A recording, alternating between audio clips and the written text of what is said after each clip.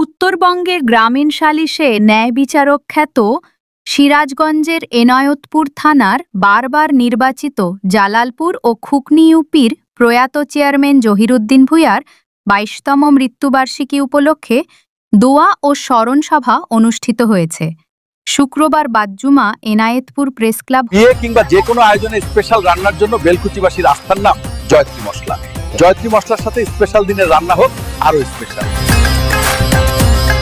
হলরুমে আমরা জহির ভূঁইয়ার লোকর আয়োজনে দোয়া ও স্মরণ সভায় প্রধান অতিথির বক্তব্য রাখেন শাহজাদপুর উপজেলা বিএনপির সাবেক সিনিয়র সহসভাপতি ও ইউপি চেয়ারম্যান আব্দুল জব্বার। সভাপতিত্ব করেন এনায়েতপুর প্রেস ক্লাবের সহসভাপতি মুক্তার হাসান। সঞ্চালনা করেন প্রেস ক্লাবের সাধারণ সম্পাদক রফিক মোল্লা।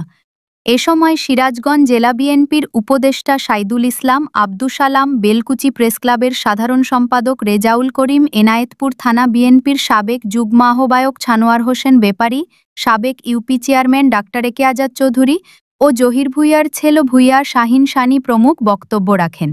মোনাজাত পরিচালনা করেন এনায়েতপুর দরবার শরীফে পেশ ইমাম মাও আব্দুল আওয়াল। পরে পথচারীদের মাঝে খাবার বিতরণ করা হয়। এছাড়া এতিমখানা সহ বিভিন্ন মসজিদে দোয়া মোনাজাত করা হয়।